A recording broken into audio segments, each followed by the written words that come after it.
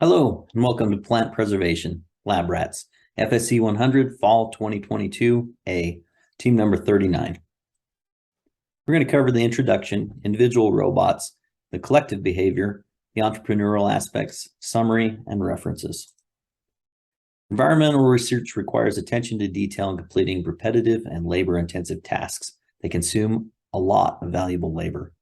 We developed a laboratory-capable repetitive automation task swarm, lab rats, to reduce human labor efforts. It provides optimization and automation of repetitive and labor-intensive tasks that are encountered during early stages of environmental research. It can be field deployed remotely or locally, and once it's given critical mission details, it can work autonomously and remotely from a central command. Target audience of this is firms or organizations that are wishing to free up valuable labor resources and use them more efficiently. Research scientists are able to focus on higher level, more important tasks when our swarm works on the groundwork tasks. Several potential customers are universities, agriculture, construction, medical, pharmaceutical, industry, and mining, and research firms. There are also several stakeholders: students, engineers, professors, and technicians. Our design requirements were to make sure that it senses the elements of the environment and navigates the area safely and effectively. It needs to be able to send, receive, and interpret signals on the 2.4 gigahertz band. It needs to be transportable in two ruggedized airline checkable containers. It needs to have an operating range of between 50 to 100 meters. It needs to have a temperature operating range of -10 to 40 degrees Celsius. It also needs an IP66 rating. The goal was to design something that lowers the human labor required for plants by 90%. It needs to also allow for variable user-defined conditions and apply them while taking care of plants. Now to cover my specific bot, the Tank. I'm Tony Christiansen. I'm going to cover the mechanical design, the circuit design, the Arduino code and flowchart, and a demonstration. Mechanical design, it's a large reservoir connected to a set of tracks with a plastic chassis. The tracks provide high mobility over and around obstacles. They're powered by dual motors for ample power. There's ultrasonic sensors on the front and the rear to provide obstacle feedback. There's a servo and an arm that deploys the moisture sensor on the front.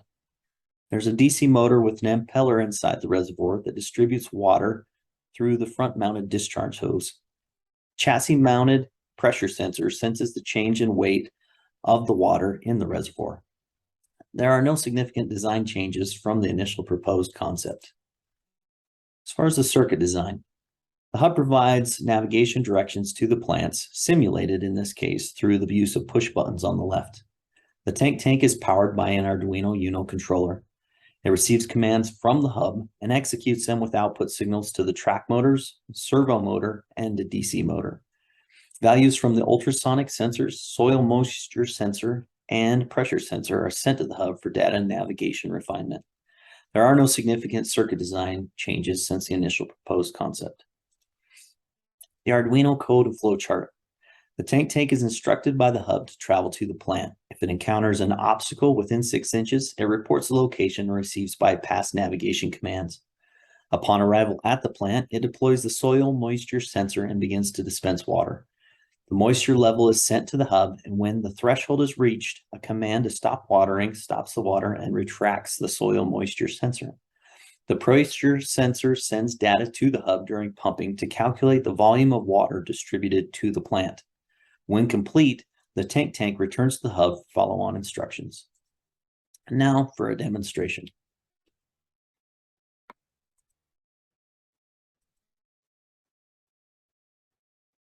Begin by simulating a hub forward command.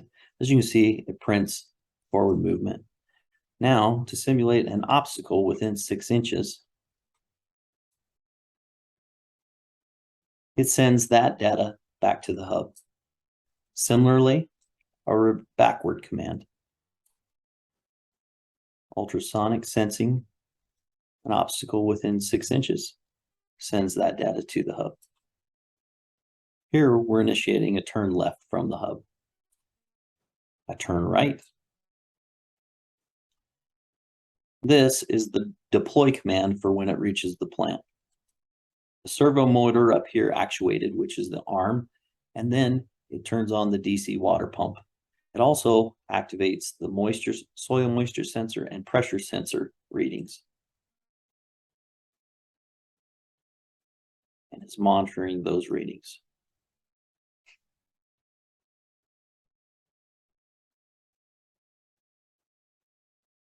Once the soil moisture level has been reached, the command to stop watering and retract is sent, which stops the DC motor and retracts the arm, issuing a complete and return to hub, as well as the navigation commands for it. Thank you. Hi, I'm Roger Fingar, and this is ShaderBot. Here is the outline of ShaderBot's presentation.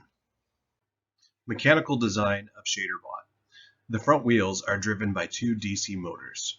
The telescoping mast is extended by a third DC motor mounted under the frame.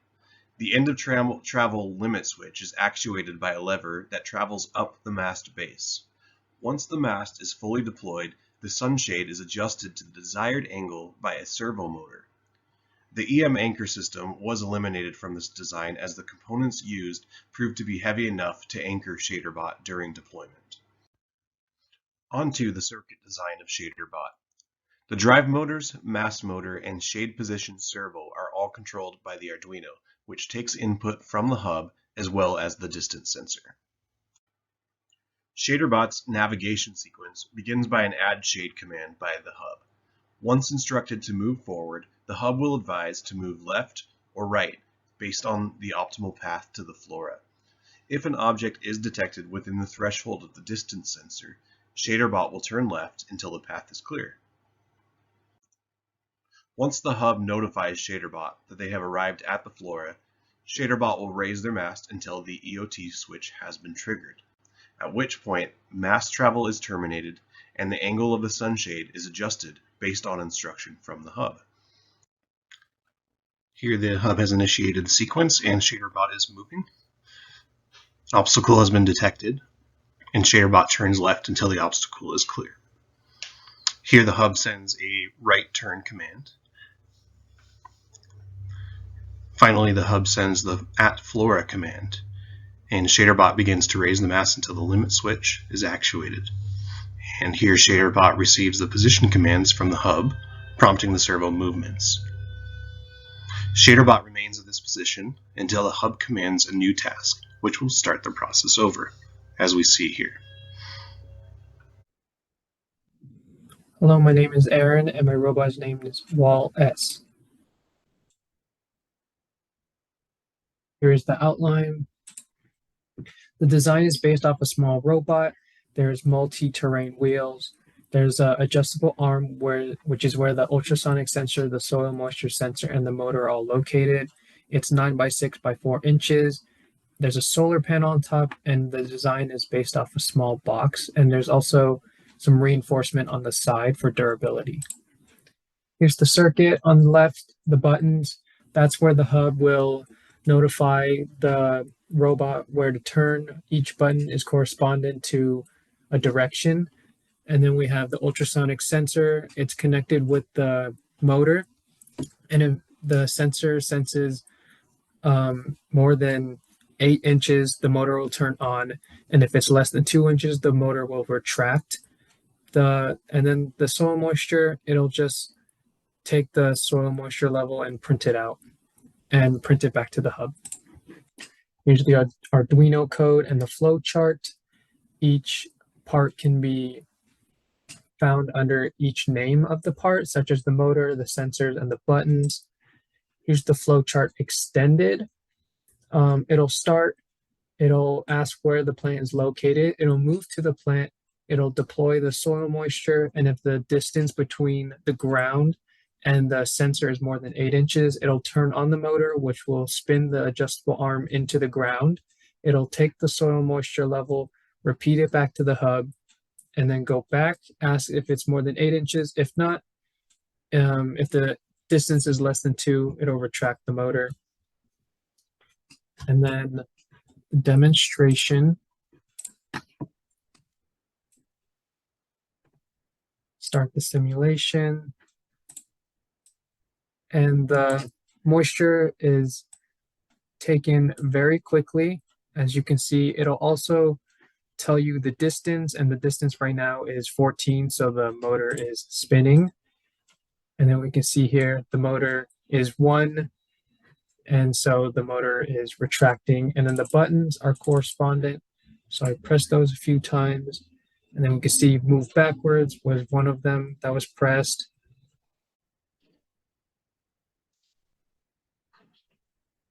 Hello, my name is Michael Yeargin, and today I will be presenting Trundhold, our light sensing robot. First, we'll cover mechanical design, then the circuit design, the Arduino code and flowchart, and finally a demonstration.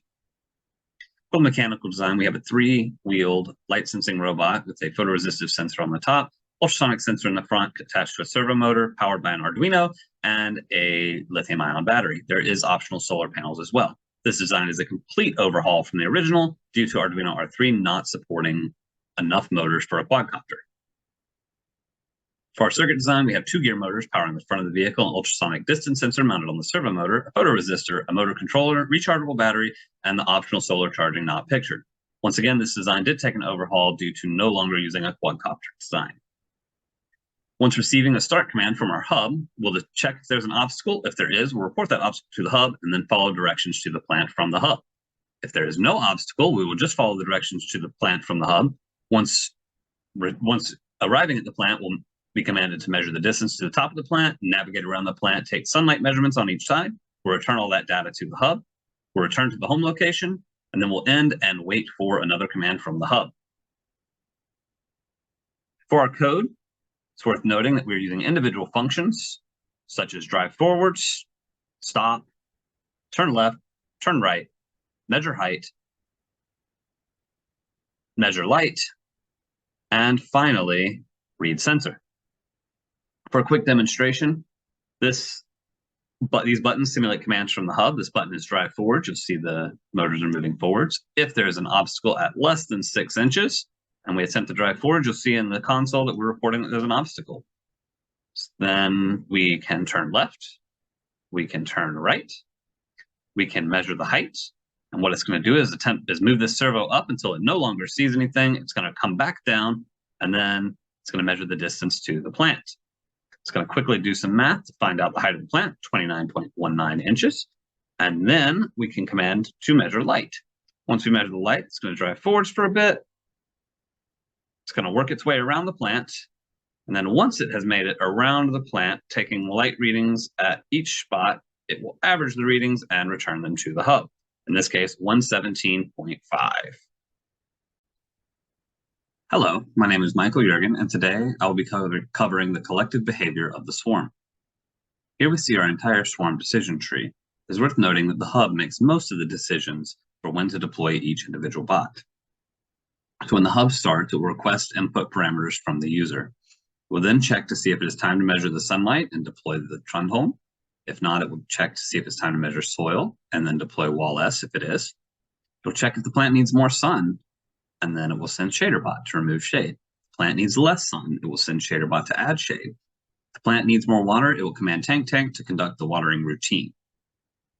Meanwhile, continuously in the background, the hub will be looking for data from the bots that it will then store to the database for additional analysis.